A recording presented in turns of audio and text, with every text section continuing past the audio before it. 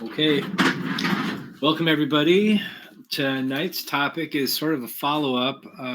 Based on last week's discussion, someone had asked if we could get a little bit more detail on the sort of how we do machining from the CAD to the machine.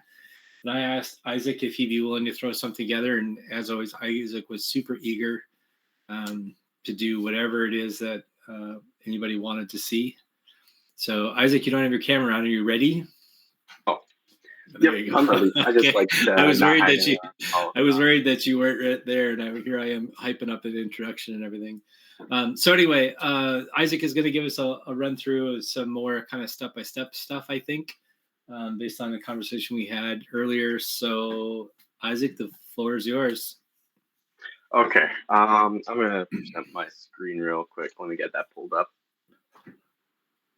As long as we're waiting for Isaac, I have a story to share, which is relevant for any of the students on the call and any students you may be watching on YouTube. And mentors, please share this. But about a week ago or so, I wrote a letter of recommendation for one of our students, and for something she was submitting for. I can't remember if it was a college application or if it was an award or something.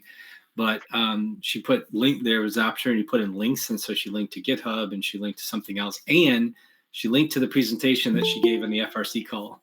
So great way to get something recorded on the internet if you're applying for applications or for awards, to be able to link to a presentation you've given.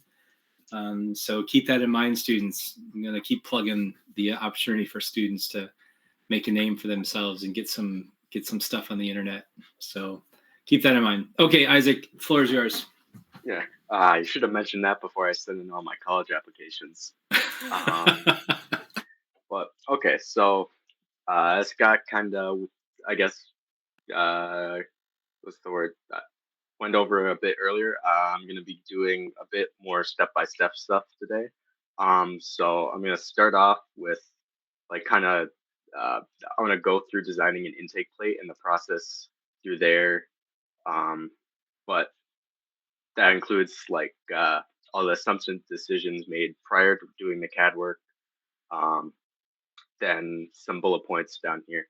I don't want to read off this, but then after I make a part and kind of walk through how I do that, I'm gonna go on to using Fustion to setting up cam operations, and then feel free to raise your hand in the meet or like interrupt me real quick if you have any questions or anything you want to add throughout this throughout the whole night. So real quick, some assumptions that I'm making going through this is that number one, I am going off an existing chassis model just to make the demonstration a bit quicker and easier. Then I'm going to be doing a static under the bumper intake based off of the 2024 season, and based off of what we did there or for this season. I'm going to have like some key dimensions and parameters in a variable studio to call upon. Again, just to keep things quick and easy. Then I feel like I'm repeating myself, but to keep things quick and easy, I also have what hardware that I plan to use picked out, and I have some like overarching plan for the robot. So I'm going to go over to my actual document. So I'm going to, I guess, go over making a version of this part based off an earlier version of our chassis. And so a bit of how it works is you have a motor here that drives a gearbox. Then you have one pulley driving this intake wheel, one pulley driving this intake wheel. Then they rotate in opposite directions. Then it pulls in a note. So I have the older version of the chassis here. Before we learn that one by one for a frame is not a good idea. So I'm gonna start off doing is I'm gonna like make a part studio that uses this as a context. So it'll be a bit more clear what that is in a second, but I'm gonna be able to pull like dimensions and lines off of this assembly in sketches and in a part studio. So what I'm doing is I'm putting a make connector down here, and that's at the bottom of the robot where the floor should be. Then I'm going to use the part studio and context tool up here, and I'm going to select that make connector I just put there. And that brings us to new part studio, where we can select stuff on that chassis model. So I'm going to start off with making a sketch on the front plane, and going to select all this bumper stuff real quick.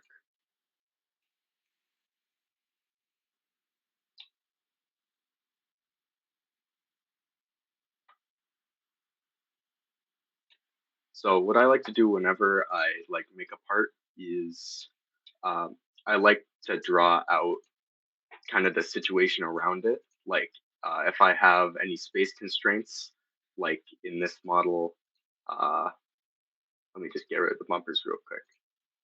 In this model, we had a big space constraint. We have an under the bumper intake, so we need to go under the bumper, and we actually had to extend our frame to be able to do that. But we couldn't extend it too much, just so it wouldn't be super tippy. So very small area to work within here. So what I did in this sketch is or what I am doing in this sketch is I'm just like drawing out the space constraints, and then so that's gonna be in one sketch, so it's nice and contained. Then I'm gonna start, or I'm gonna add the like roller wheels here. Oh, so I'm gonna add the roller wheels, and we figured out in the season that like a 1.5 inch roller works pretty well, and that two of these in a certain I guess positions relative to each other work. So I'm gonna use the dimensions we got there. Um,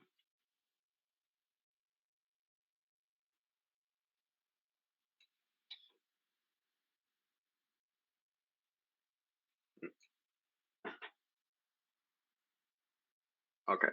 Um, so I'm gonna model out the roller wheels and where they should be relative to each other and relative to a note.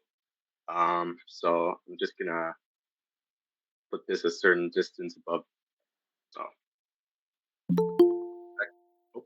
Oh, Tim. Oh wait, sorry, I thought that was someone raising their hand. There's someone trying to join. So I'm gonna insert some variables in here. Okay, there we go.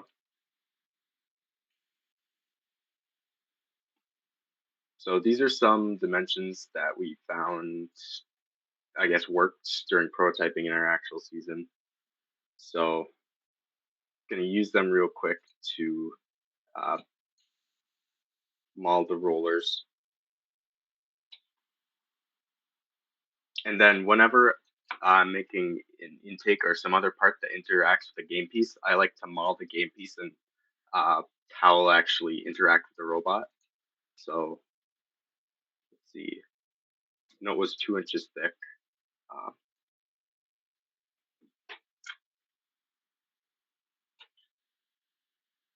so on our actual robot, we had this one wheel spinning. So or we had the two wheels spinning in opposite directions, so it just sucked up the note.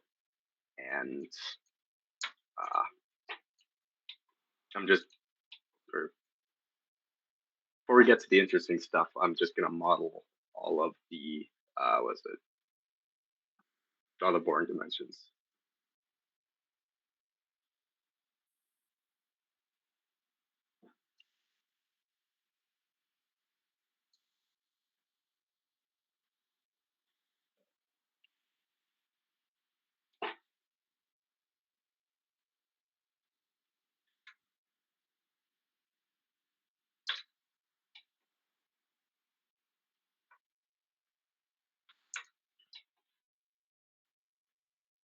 Okay, so now I'm gonna add in like a Neo and all of the hardware to do stuff.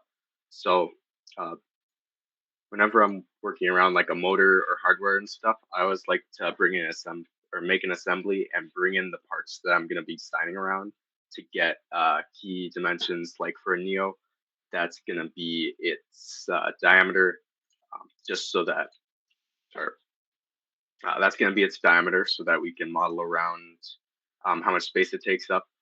And especially in a situation where we have a very constrained space, like an under the bumper intake, we want to actually make sure we know where it's going to be. So it's about 2.4 inches in diameter.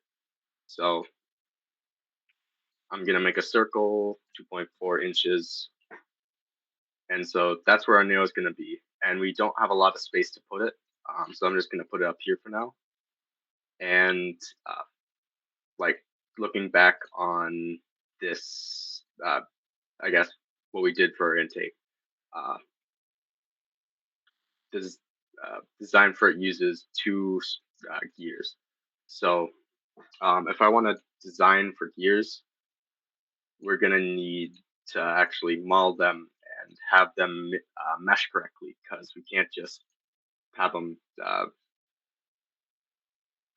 can't just have them ram against each other. So uh, where's it? So I want to use 30 tooth gears. So I have a chart here that I like to reference against. And so I use it, look for a tooth count, look for the pitch diameter, which is what you want to set you want to set a circle that's equal in size to the pitch diameter, which in this case is 1.5 inches. And this is going to be how the gears mesh. If we pull in some 30 tooth gears, so just two of these, the pitch diameter is going to be uh, the circle where, uh, I guess if we were to draw a circle originating in the center of the shaft, the pitch diameter is going to be where the or the two circles for each of the gears is going to be tangent, kind of shown here. Uh, Sorry, I was not as prepared as I would be for this. Um,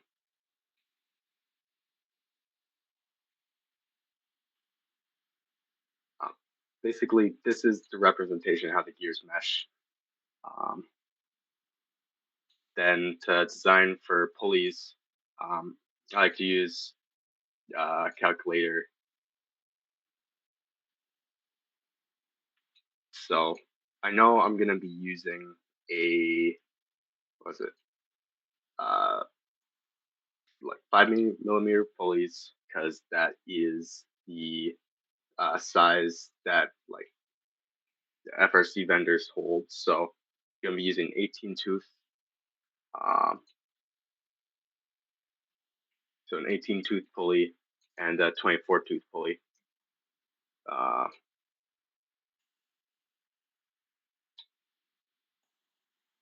and then I'm going to be plugging that into recalc here. And so if I give it the pitch the pitch of the pulleys, which is 5 millimeters, and I give them the teeth, then a center to aim for, it'll was it? It'll give a belt size and a center distance for the two pulleys. So I'm gonna aim for about 3 inches here, and I get one for a small, or an option for a smaller and larger belt around the 3 inch target center. Uh, so I'm gonna use a smaller belt, so 2.8, and that's gonna be the distance between the center of the two pulleys. So 2.8, and say I want one uh, center 2.5 inches apart. just type that in, and then I get center distance.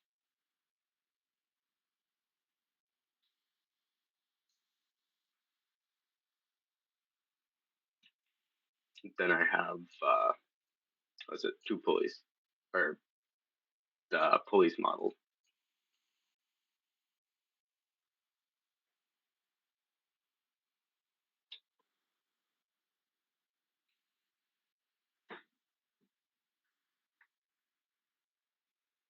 Um, so after like modeling the positions of the pulleys and the rollers, I like to, like in a separate sketch to keep things organized, uh, put in the holes and the actual silhouette of the plate.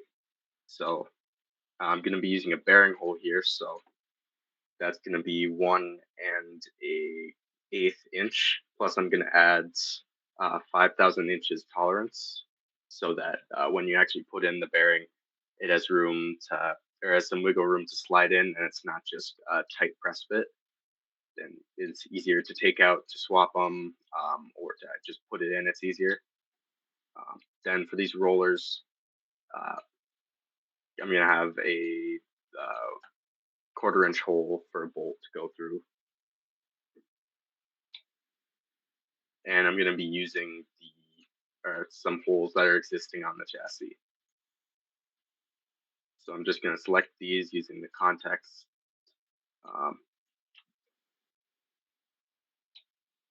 Just use them. And now to make a plate, I uh, I draw some radiuses around the holes that I make. So it's going to be the ones that are in corners. Like here's, it's really the only, or this here I draw arc around it because it's the only uh, hole around this area. Um, and I draw another. I'm gonna draw another arc here. Here I'm drawing an arc because this is gonna be a corner, and then I like to just draw a line between the arcs and make these tangents so it's nice, clean transition from corner to corner. Then I'm gonna add, or say, the distance from the center of the hole to the, what was it, to the edge of this arc is 0.5 inches to give some room for if we're using screws to hold down the actual part when it's finished on a wasteboard, or just if to have some strength around the hole. I'm gonna add I guess a bit of meat around the hole, so it's stronger and so it's stronger.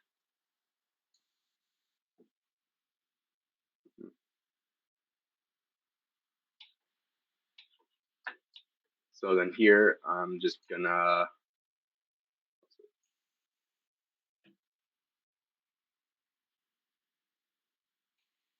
draw around all of the holes and enclose them.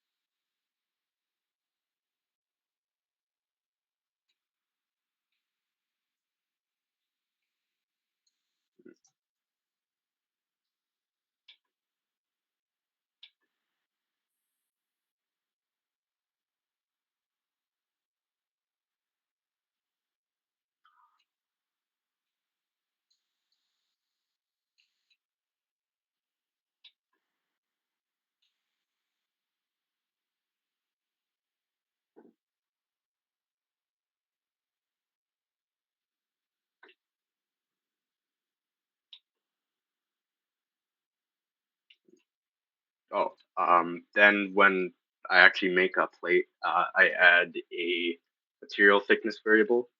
Um, so what's it?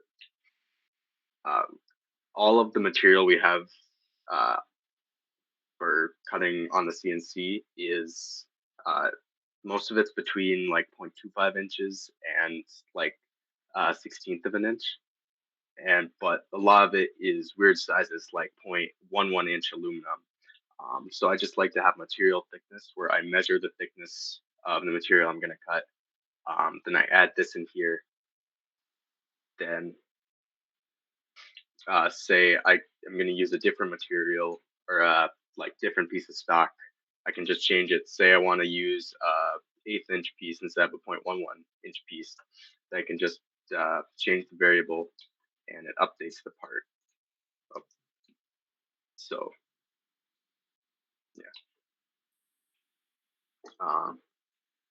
Anyway, so I'm gonna export this. So then when we go from part in OnShape to actually doing the like cam and programming for it, I always export it as a step so that we can actually take it into Fusion and like mess around with it and edit it, unlike a STL where it converts it all into triangles and then you can't really select anything on it or change anything. So a step, it kind of preserves the model and you can work around it. And then I always like to give it a meaningful name. So here, what's it? Demo intake plate. And then export.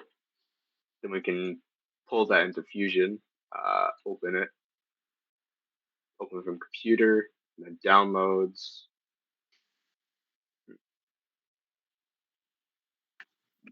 Then it brings it into Fusion.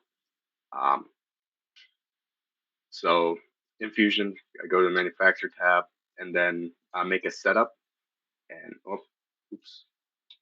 And I always like to select the box point. This is going to be its 0 position where all of the operations are based around. So that's just kind of the origin.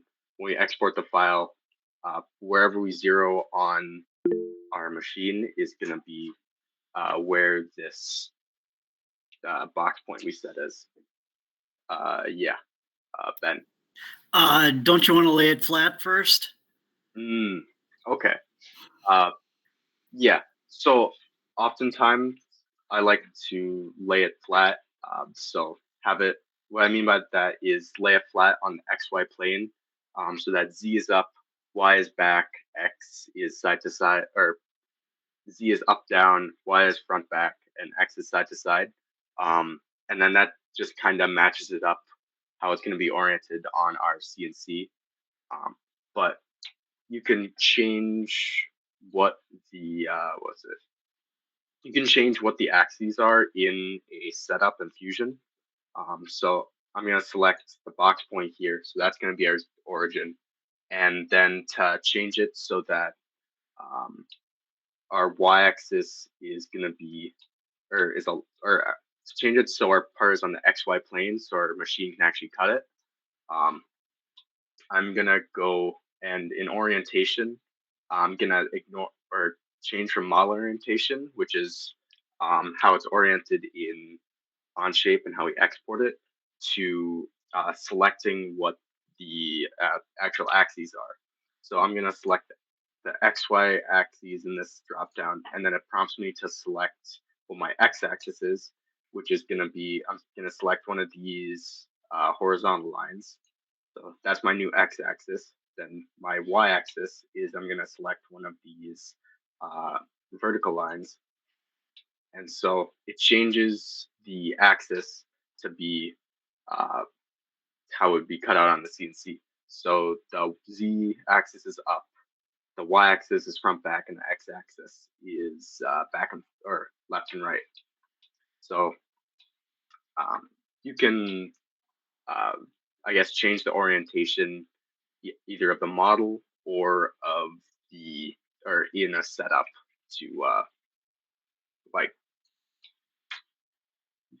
what was it? So that you can actually have your part laying flat how it's going to be cut. Because if I kept it in the default orientation, it would have thought, oh, I have this sheet of material laying like up. It would have thought that the material was like this and it had to cut out. Let's see, visualize this. So if my finger is the spindle, it would have thought that the stock was like this instead of like this. Anyways, so that changed our box points. So now we have to go and reset our stock to over here. And I'm going to flip that. Where is it? There we go. So now, for all effective purposes, this is on the XY plane. So then it thinks that there's extra stock on the sides because Fusion always likes to add some stock to the sides and to the on the z-axis. So I always like to change that from adding stock to just no additional stock, so that wherever our 0 point is, that's going to be where the edges of our part lines up with. Then I always like to go and give it a meaningful name like intake plate. So now we have it set up, and to actually machine all of these holes and the actual outline, I'm going to pull up a bore operation. So this, we need, where is it? So start, we select a tool. So I'm going to use upcut end mill, and then select the setting for it.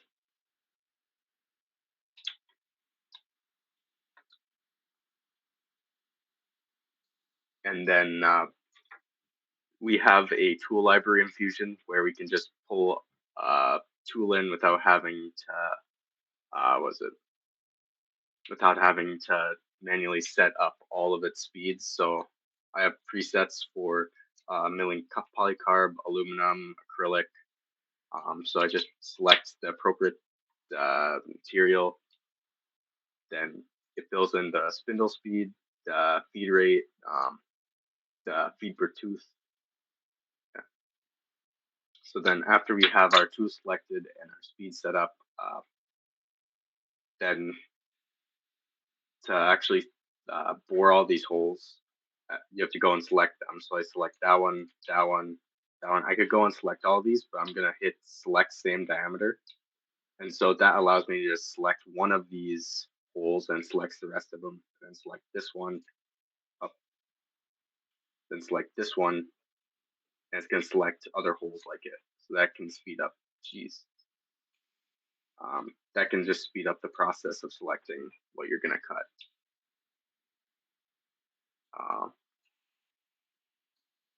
So then if we hit OK, it generates a toolpath and it goes down. And since it's a boring operation, it's going to do a little spiral down and it's going to cut out a hole and it's going to cut the sides. So after this operation, typically we would like stop for the next one and then go drill out or go and drill out the wasteboard underneath all these holes or some of these holes, then put a screw in there to hold down the plate. So then when we cut the like outside or the other holes, the part doesn't shift around. That just keeps the part secure. Then let's see. To get these big holes that aren't really are a bit too big for a bore, I'm going to use a pocket operation. So that's so it does the same thing where it spins or spirals down. Then it gets down to a certain depth, and it takes off material and spirals outwards instead of spirals down.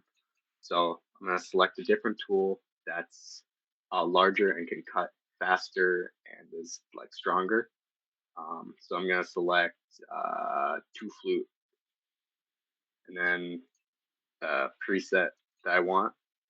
So aluminum. Then say I want to take,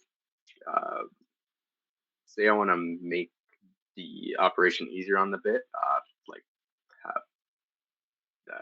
like be a bit slower, but wear it down less. I can go and actually change, say, the feed per tooth. So that's how much it takes off with each rotation of the spindle. So changing that lowers the feed rate because it's taking off less, so the machine is pushing it forward less. But then I can change the RPM, and then that increases the speed. Oh, guess it doesn't. Jesse. I assume you don't have like an automatic tool changer on your router. We do not. So how we change our tools is we just we have a collet nut, we loosen that, and then we we don't have to zero it manually. We have we have kind of an automatic tool changer where it goes and like adjusts its height by pushing down on a pad, and when it makes contact, it sets a new zero or a new Z0, but it's mainly manual. Do you think you're saving a lot of time by bumping it up to a 1/2 inch mill if you're just running one part? Just curious. I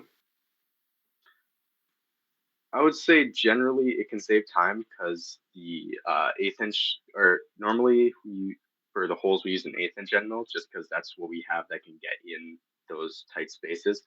But when especially when we're working with aluminum, the larger end mills can just take so much punishment, so you can run them faster. You can take more material off with each pass, and so it does end up being faster, especially if we use the like larger end mills. Okay, thanks. Scott. You also break fewer bits. So if you're trying to do a large contour like this with an 1/8 inch end mill, a high probability of breaking an end mill if you keep it small.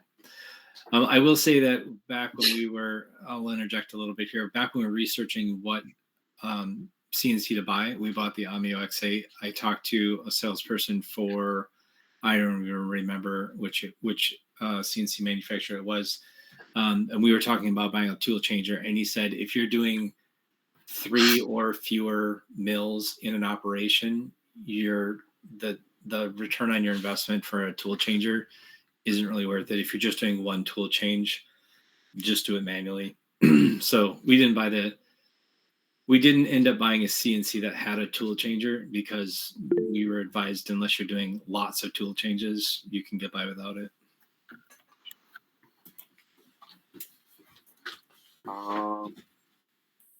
Ben.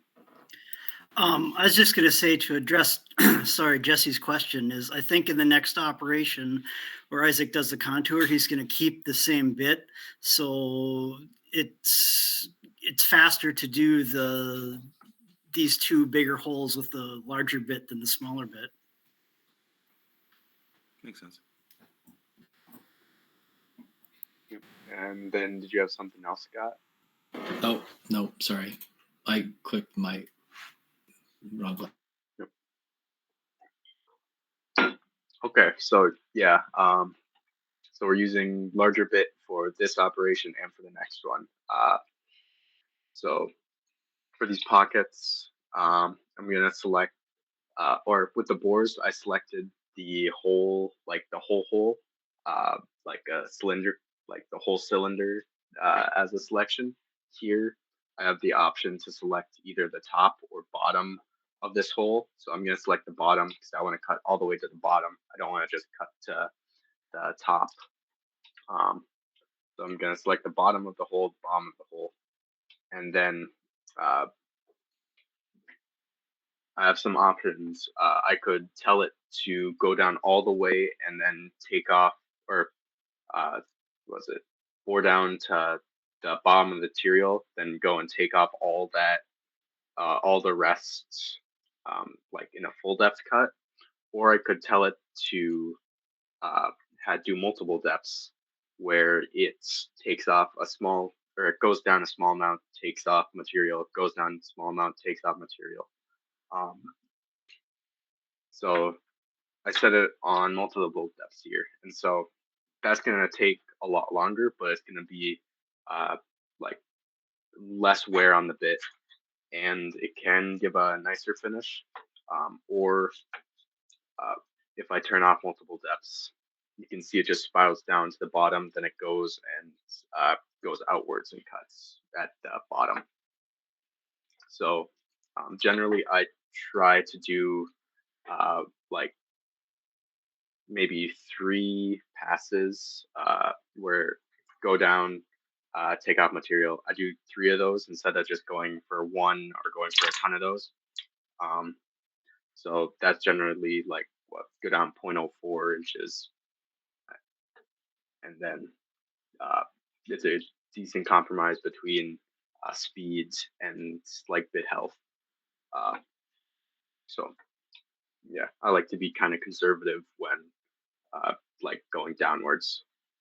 So next, I'm gonna do a contour operation, but for this, instead of going and manually creating it, I'm gonna use a tool in Fusion called a template, where I have a preset operation. So I'm gonna right click on setup, I'm gonna go create from template, select, that pops up over on this window. Anyways, so then I have all these templates that I've put together based on tool and the operation.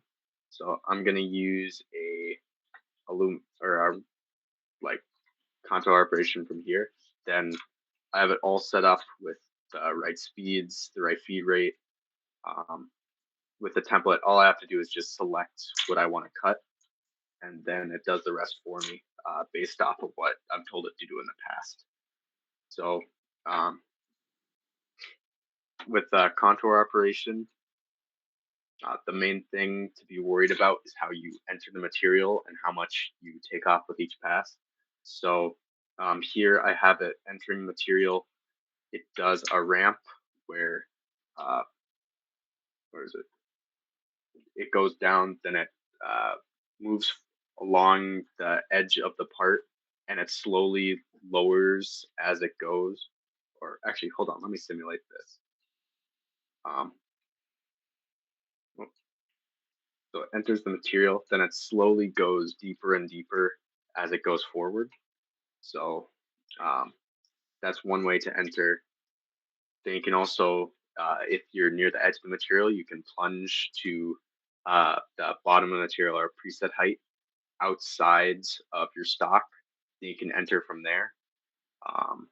Or you can like bore down to the bottom and enter from there without having, or basically creating your own spots to plunge. So here I have it doing multiple depths, but say turn that off, just does ramping passes.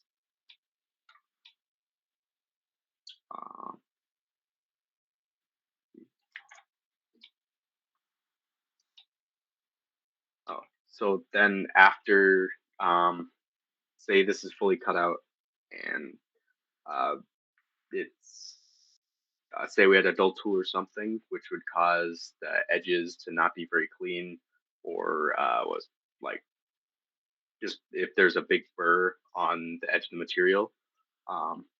We have some chamfer bits that we can use. So I would recommend these for especially if you're doing aluminum, just to make things faster. So they just run along and cuts off, what's it? They can just go and cut off the burr of the material.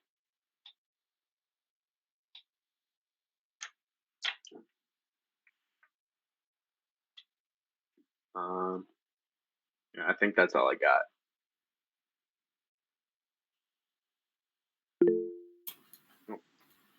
Scott.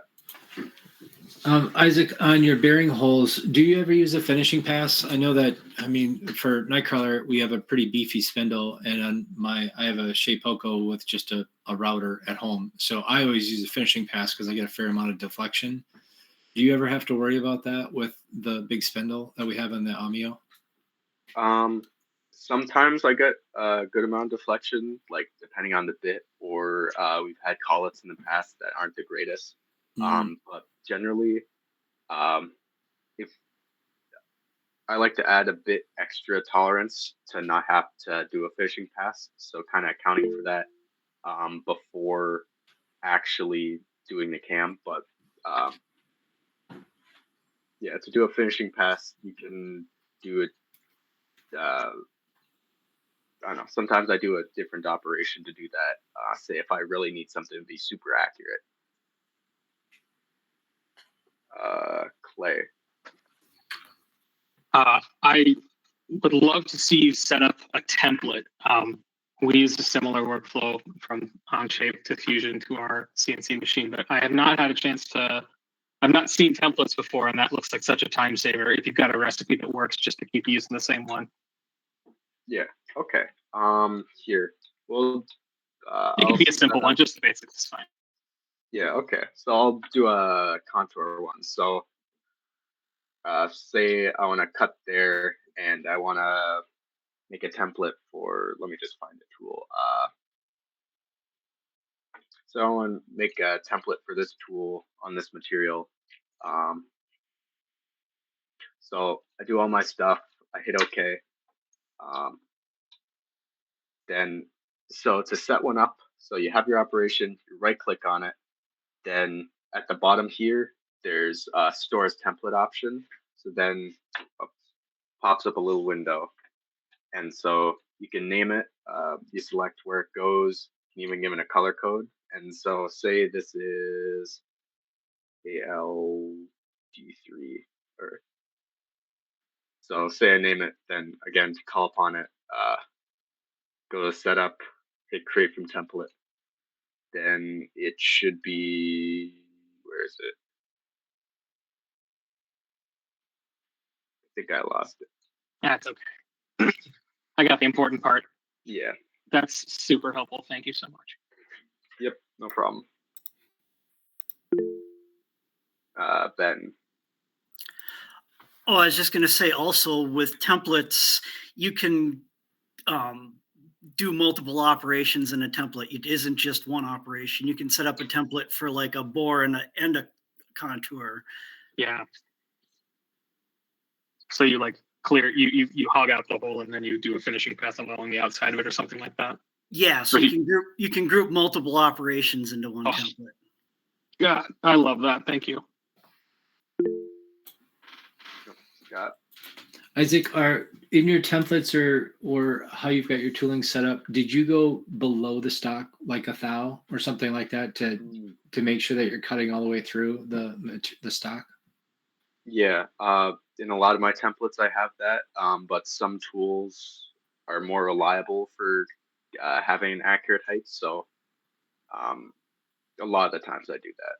Can you show folks where you set basically doing a manual contour, where you set it up and how you set it to cut an extra depth? Yeah. Okay. So say I want to cut an extra depth in a contour. So shoot, I need to reselect the tool. So in where is it? So in the heights tab, which is right next to the geometry one, so you can set the height, and at the bottom, you can add, you can change the like bottom height of the stock, or you can change the height above or below the stock that it cuts.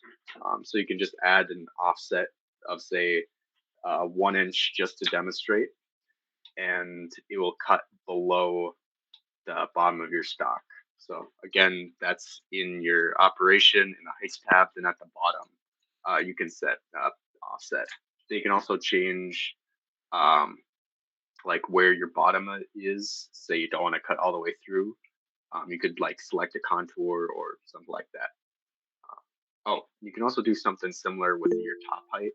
Say I want to enter, or say I want to do like an air cut beforehand. I could change it. I could add an offset above the material. Clay. Yeah, do you ever use tabs when you're machining flat stock like that? Generally, I avoid tabs in favor of like securing down the part with screws in between operations, or like with taping and gluing down the material. Sure.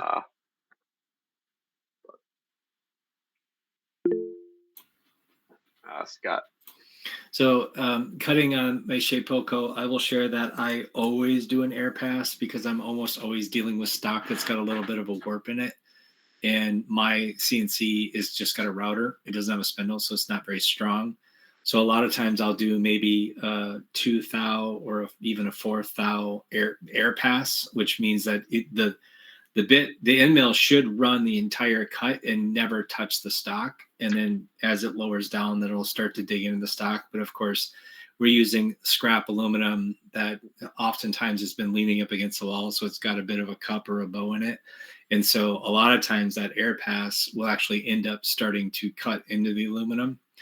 And so if you got an underpowered machine like an X-Carve or a Shapeoko or anything that's running just a router instead of a spindle, making that a habit of doing one complete air pass is generally a good idea. Also, a lot of polycarb that you get, has varying thickness in it sometimes, and so doing an air pass on polycarb can be good too in an underpowered spindle, so that you don't end up digging way into the material too early and either dulling your bit, or if you're running an 1/8 inch because you're doing a small cut and you're running an 1/8 inch end mill, that's a good way to break an end mill by taking too big of a bite on your first pass. So I like doing an air pass because I have an underpowered machine, but if you've got a big machine, adding an extra couple thou is probably not going to make that big of a difference for that first pass. I will say though that digging into the wasteboard, a thou or even 2 thou, you're going to have to surface your wasteboard sooner, but I would prefer to do that than to have to break your part apart because you've got a thou of extra material on the bottom, and then you've got even a tougher time doing cleaning up the edges because you had a little bit left over.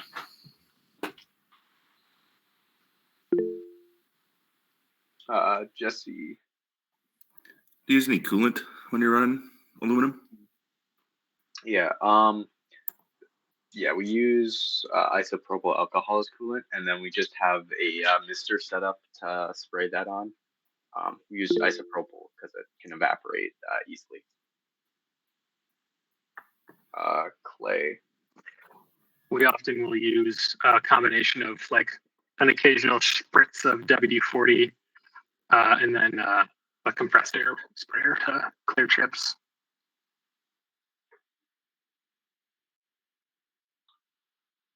As a coolant, I mean. How does WD-40 work for you? Do you have like a wasteboard that it can get soaked into, or do you? Okay, we do. And sorry if my audio is glitchy. I just got a note that it is apparently kind of glitchy. We use WD-40, and we have a X-Carve Pro that has a MDF fiberboard wasteboard. And while it does soak in, we're sort of, we don't overuse it when we can avoid it. And I haven't noticed meaningful like swelling or warping of the MDF. I'm sure at some point we'll need to replace it, but we will fly cut. We'll smooth out our wasteboard. At least at the beginning of the proper season, like in January, and we didn't really have much issue with that after that point. Certainly makes all the tools a lot happier, and we break a lot fewer end mills, and it's quieter, and you get cleaner cuts. I haven't thought about using isopropyl though. It sounds like you guys have a lot of success with that. Yeah, it doesn't lubricate as well as I'm guessing WD-40 does, but you can blast a lot more of it because again, it'll just evaporate. It'll come out of the wasteboard if you don't use way too much. Mm-hmm. Yeah, it's as much of as a coolant as it is a lubricant, which is also just as important to try to keep your end mill cool. Nice. Do you do any chip clearing like compressed air or vacuum or anything like that? to keep from recutting chips? Yeah. So we have the coolant nozzle that like sprays the isopropyl, also sprays or it uses compressed air to do that, so it blows the chips out. Then we also have a like dust shoe on the spindle that actually like forms a seal or a rough seal and has a vacuum. Isaac, do you have photos of the dust shoe that you designed and 3D printed for our CNC? Yeah, let me pull up the CAD model because I already have stuff open.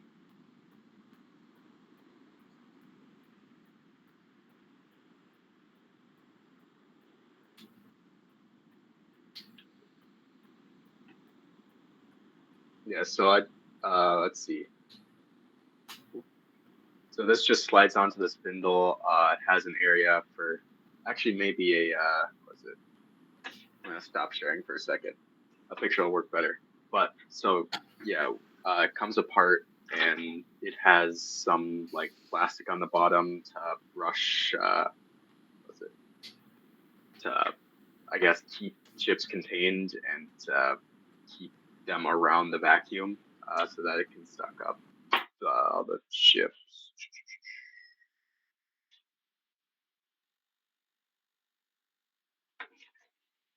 Okay, let me share again.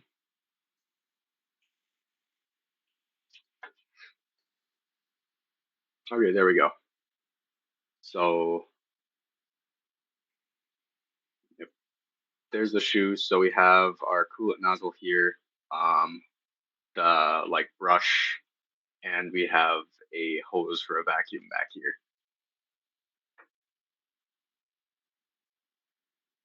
Yeah. Oh, oh. Laptop just froze for a second.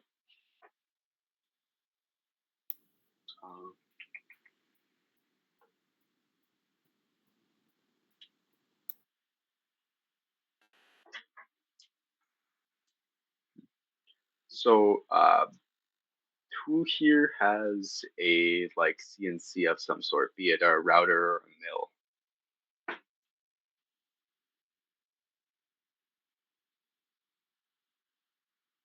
Okay, does anyone have a mill that they use? Clay? Yeah, no, Mythic has got a Tormach PCNC 1100, so 3-axis knee mill. I think it's, God, I don't know the dimensions off the top of my head, but it's got a 1.5-horse spindle on it. It's like one of the older Tormach models. It's really powerful, and it's like great for if you want to machine a block of aluminum that a flat CNC router table won't really handle very well. Yeah, and we end up using that. We use the same workflow you just described here, from OnShape to Fusion into the Tormach. And since we use an Xcarve Pro for a lot of the simpler cuts that we do, we use the built-in easel software that comes with Xcarve. That's, if you're just doing simple stuff, you just need to cut out a flat pattern that isn't particularly complex or have super high tolerance. That works great, and it's really easy for people to get set up with. Whereas, as I'm sure you're aware, the learning curve for Fusion is a little bit steeper.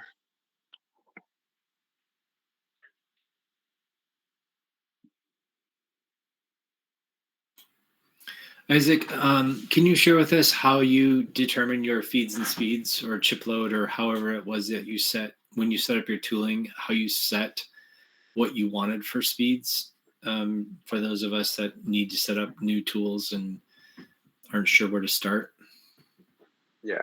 Okay, so for setting up feeds and speeds, I generally have a I have a file where I just have like some something like a little slot to cut, and then I run a program.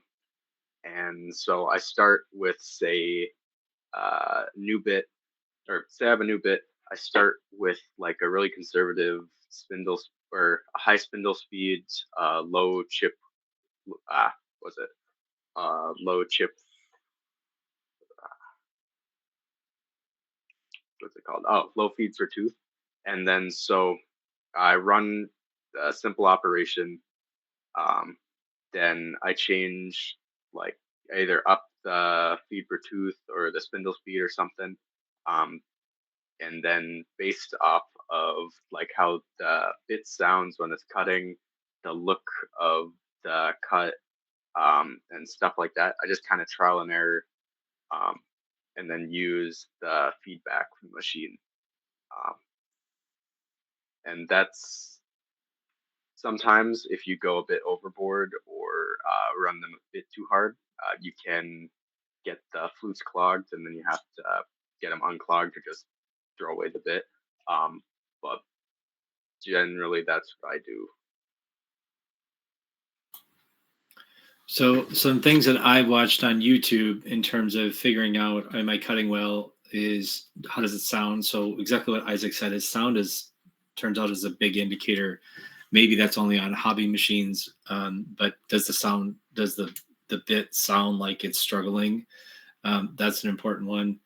When you take the bit, when you're done with a cut, the bit should be so cool that you can pretty much just touch it with your hand. Otherwise, if it's hot, that means that you're not taking, usually that means you're not taking enough material away, because when you cut the material actually takes the heat from your end mill.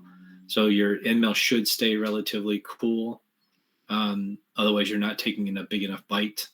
You're either running your spindle too fast, or you're not moving laterally fast enough, which means you're not taking enough of a bite.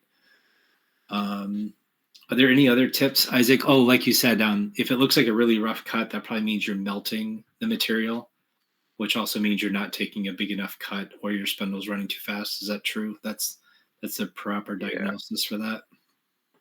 Then also something I look out for is if, especially this is on bits that like we use a lot, if they start to get like a really ugly, I guess, burr on them, and sometimes like a ton of material melted on top, that's generally a good sign that you're running too hard, or if you're running the end mill too hard and it's dull or being dulled. I bought a jeweler's scope, like the super crazy magnifying glass at 20x or 30x. I don't remember what it is on Amazon. It was like 10 or 20 bucks. I don't know what it was. And with that's like what you would look at to look at a diamond. And so I've used that too to kind of see if my bit's in good shape. So usually I'll have a brand new bit, because I generally tend to have one or two new bits in my box so that I can swap out when one goes bad. You look at the new bit, you look at the old bit, and you can usually tell that the leading edge is no longer there and it's dull. So having a jeweler's glass or jeweler's scope, one of those little handheld jobbies, can be really helpful for trying to figure out, is my bit any good anymore? If something's going wrong with your machine and you're wondering, do I not have the right speed or what's going on, I would recommend you first check to see if it looks like your bit is sharp, your end mill. Ben? I was just going to say a little bit about the feeds and speeds. I think when we were first setting up the CNC, we basically started with taking a tool from the library in Fusion and using that as a starting point, and then seeing how that cut. Another way that we got is a lot of higher quality bits will come with the recommended feeds and speeds. So that's a good place to start. And then I just wanted to ask a question to the people using Fusion. So Isaac, being a student, has really easy access to get the full version as a student, but I've tried to get student as an adult who's a mentor, but not a school employee. And it's basically almost impossible. I'm wondering how other people are doing that. to get the educational version. I actually So- oh, go ahead. Yeah, I was going to say at Central, our new coach, who is now a teacher, we had her sign up for the educational program, so she can actually hand out, I think, up to 250 licenses or something like that. And so we just have her assign them to whomever needs them, mentors, students, whatever. That's Yeah, interesting. no Mythic has a similar setup. I don't know the details of it, but it sounds an awful lot like what you just described. I have a license through my employer that I take advantage of when I can.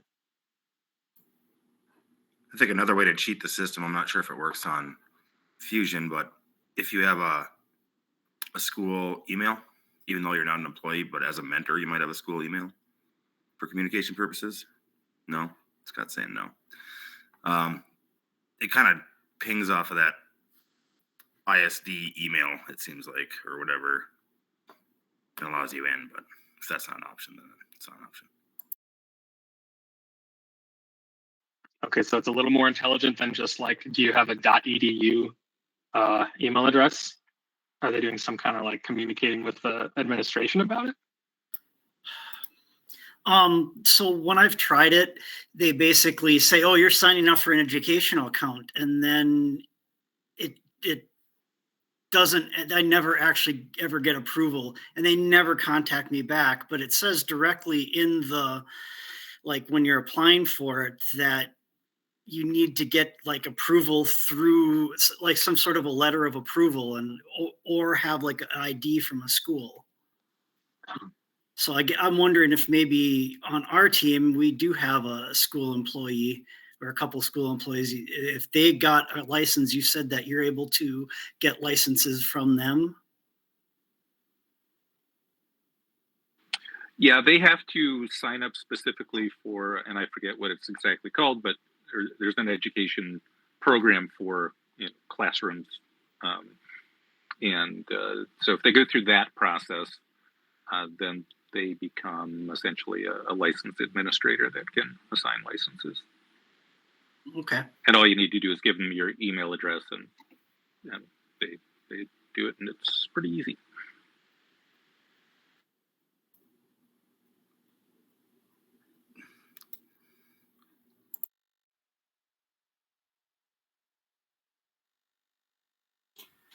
I want to go back to one of the things that I think Ben said, is that a lot of the really nice bits come with feeds and speeds recommended. But if you're running a low power machine like I am, usually you can never get your machine to those specs. So one of the things that I found, and because I have a Shapeoko sells their own bits. So they have a 2 flute bit and a 3 flute bit in a bunch of different sizes. So that's usually where I will go for starting feeds and speeds. So I'm sure Xcarve, they probably have a built-in library that you can start with. So you can find something that's the same size and the same number of cutting teeth, whether it's an upcut or a down cut or whatever, and start with that as a feeds and speeds. So that's my recommendation if you're running a underpowered machine. If you put in the manufacturing specs, your machine probably can't get there with just a router. But usually if you look someplace else, you can find something similar. And then, like Isaac said, you can set up your standard test cut path where you cut an oval or you cut a circle, and then slowly change your speeds or change your ramp or whatever it is until the bit starts to complain. That's generally the way that I've seen people on YouTube do it as well. So we have an Xcarve Pro that does have a spindle, more than just a router, but the tool library, like they don't publish any feeds and speeds for aluminum, even though the machine is certainly rigid enough and powerful enough to cut aluminum quickly. So I would caution anyone interested in getting an Xcarve Pro and hoping to cut aluminum out of the box with it. We've sort of been figuring it out as we go on that machine. It's got lots of stuff for any kind of wood or plastic you can think of, but not metals. Even though it can do it, they just don't support it directly.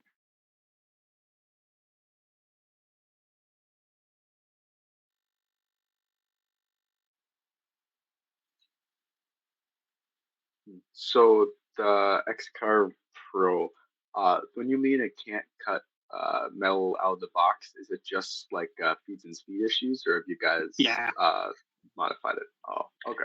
It can do it. It's physically capable of doing it. It's that they packaged you could call it a CAM software with it. It's pretty. It has much fewer like levers and dials than Fusion 360 or something like that. And so it has a bunch of templates essentially, as you had made for their half dozen bits that they sell, and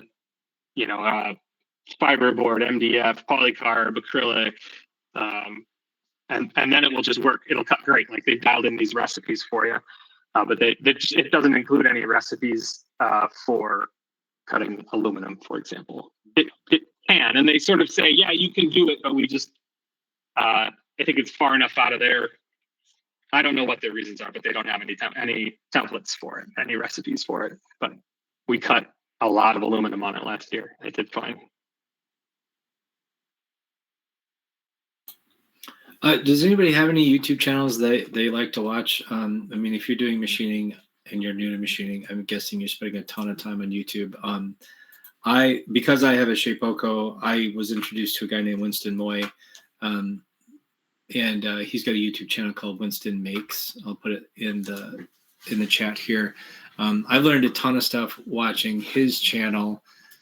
He's obviously running Shapeokos, and I don't know if he's got other CNCs as well. But I really like his explanations of how he's doing setups, and Isaac briefly mentioned using a masking tape and super glue. I learned a ton of different setup type tips from Winston. He has a ton of content, especially if you're running a lower powered machine. I really like his videos because he gives you good kind of practical hobbyist type of advice for cutting stuff, including hard stuff like aluminum. In fact, I think he even cuts some steel on his machine, and this situation of don't try this at home, but if you know what you're doing, you can actually make it happen. I recommend checking out his channel. Does anyone else have any other channels they look at a lot, or other resources they do for CNC machining? I just posted another one in the chat. NYC CNC. His earlier stuff that he put out, 5 or 6 years ago, was all like how to optimize stuff in Fusion 360 and how to use their broad library of options. His business has taken off like crazy, and the content of his channel is different than it used to be, but there's still lots of tips and tricks buried. Actually, here I'm gonna link I'll link something else in the chat. That's a playlist of Fusion 360 CAM tutorial for beginners. I have seen that NYC channel. That is a really good channel too. Yeah, I'm glad you remembered that one or brought that one up. Where are people buying their end mills from?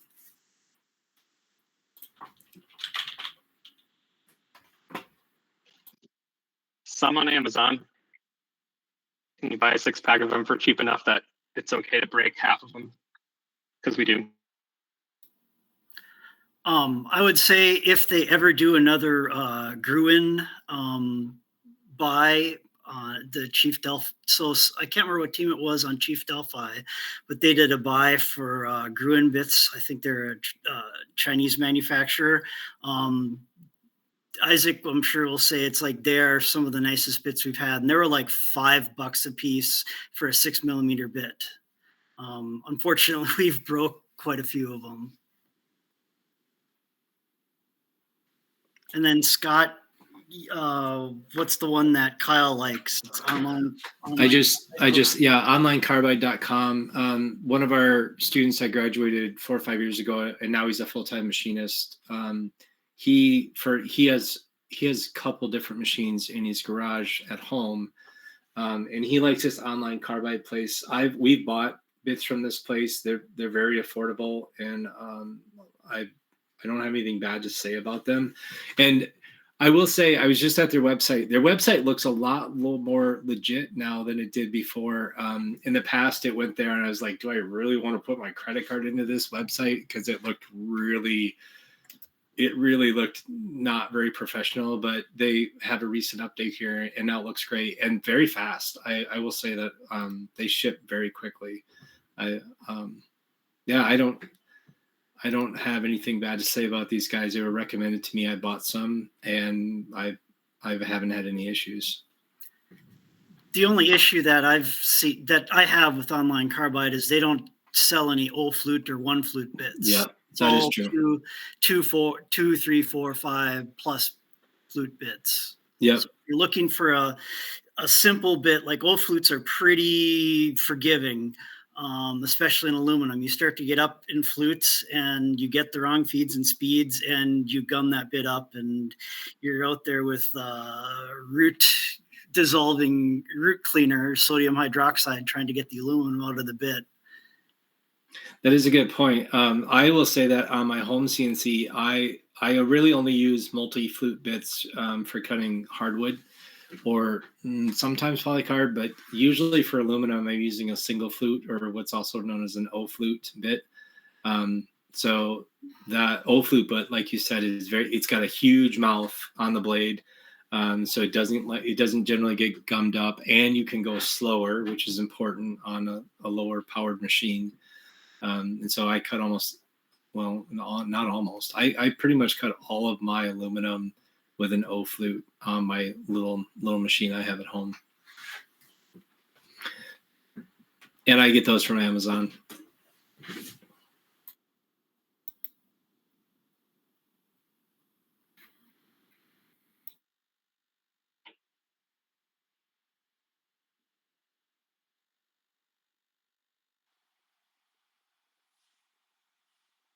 I'm sorry I'm late. I have a question about lubricants. We have a CNC that we just got that honestly we're just trying to figure out what we're doing with a more powerful machine than a mostly printed CNC made out of like 3D printed parts and conduit. We did all of our polycarbonate on that and it's honestly the limit.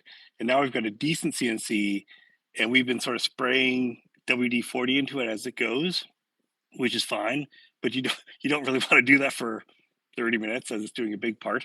What do you do for like the lubricant and or a compressor or some other little nozzle? Because we've obviously, we don't know what we're doing. We're trying to figure it out.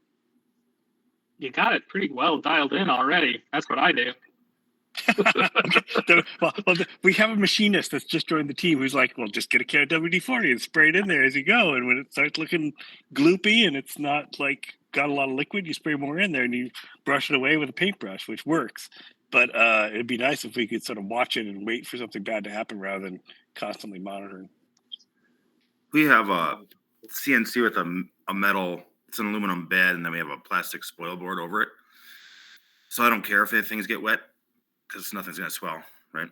So we have a fog buster, which is a mister that runs off shop air, compressed air.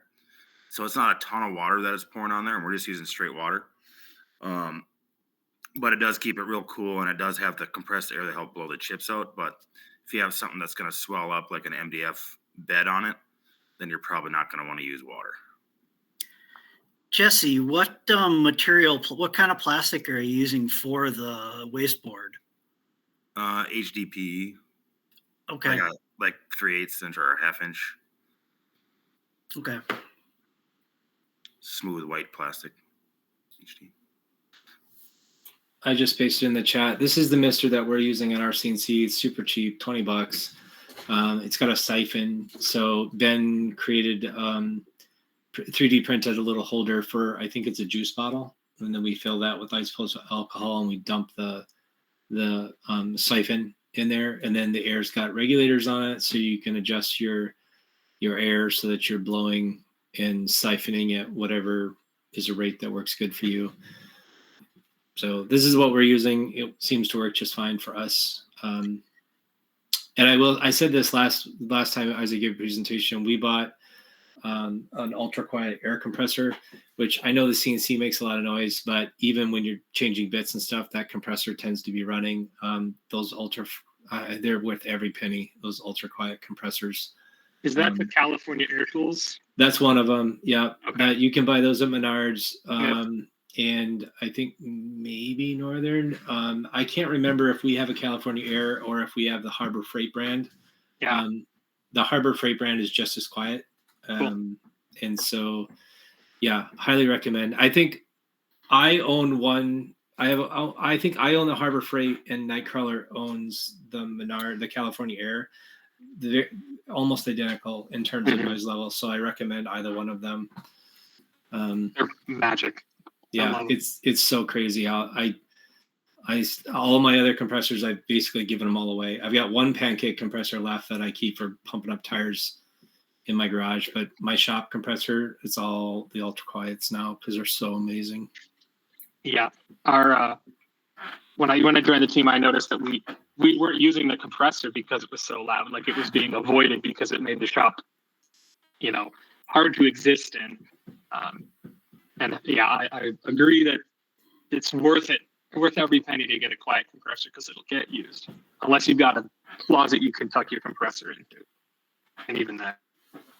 Yep. I see that Jesse posted the fog buster for a mister, and just to kind of expand on what Scott said about our mister is it's a $20 mister, and it is very finicky. We've been able to make it work for us, but if you have a little bit more money and don't want to fiddle around with it, I would go with a more professional solution if you're cutting a lot and using it a lot. Yeah, I don't use my machine just for robotics. I teach at the high school too, and I have a manufacturing class, and we use it for that. So the team wasn't buying it, the school was buying it, so it was worth the investment to get something. And I haven't had to mess with this at all. Like, it is, you hook it up to Shop Air and you put whatever you want in there, and it works. It just works.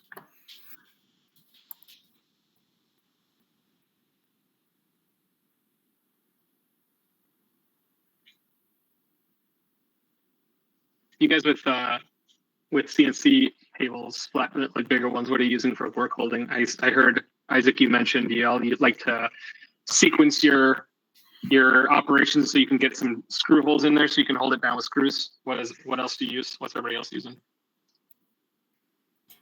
My home table, I've got a setup where I put, I think it's every 4 inches. I put it.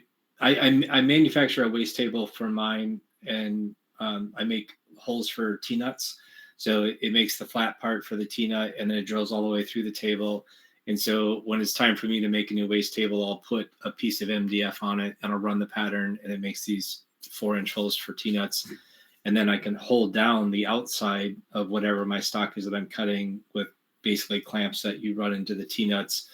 And then once you've got your hold down holes cut, then I do what Isaac said, where you drill holes into the wasteboard, you put in just sheet metal screws, and then now you're holding both your outside and your inside piece. But I have T-nuts in my wasteboard that I put in whenever I change out and make a new wasteboard. Isaac, do you want to talk about the glue and tape that you've been working with? Yeah. Okay. So I got this by watching Stony CNC. I was gonna put them in put a link to them in the chat, but I couldn't really find any informational videos. But what they do is, Ben, can you pull up like the actual tape or the actual specific tape they use? Put that in chat. Yeah, I can do that. Yeah. So they have a specific tape they use that 3M makes, and what they do is they lay a piece flat on their table, either on wood or aluminum.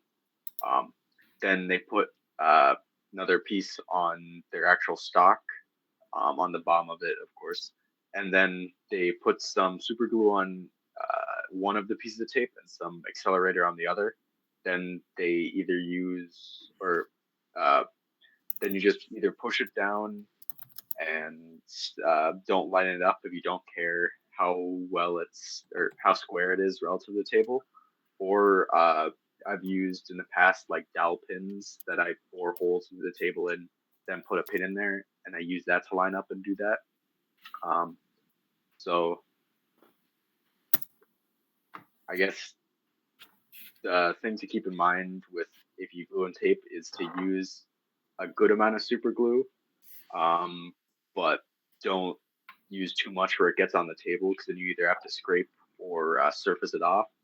And then also, if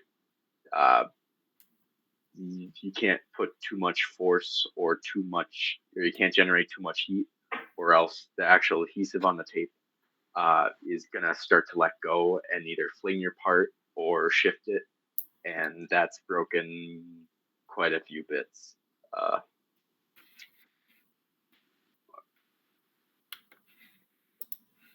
Oh, that's a source stock. Cool. So the tape we use is the Scotch Extra Rough Surface. It's the green colored one. That was Stony CNC's recommendation. And another thing, another 2 tips with it is that if you have like a J roller, any kind of really good pressure on both the wasteboard and the part, get that tape on there really well. And then if you're using, it's not a friend of coolant, so if you use too much coolant, the super glue will lift. So you have to cut either with just air or just very, very little coolant.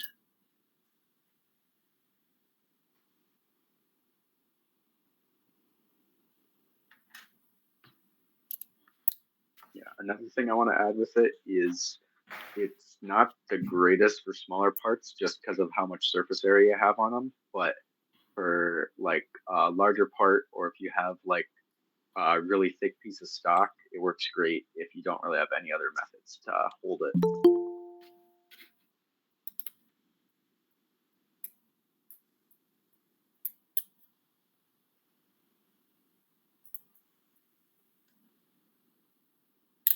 All right, we're coming up on the 8:30 hour. Any final questions or comments that anybody wants to shout out?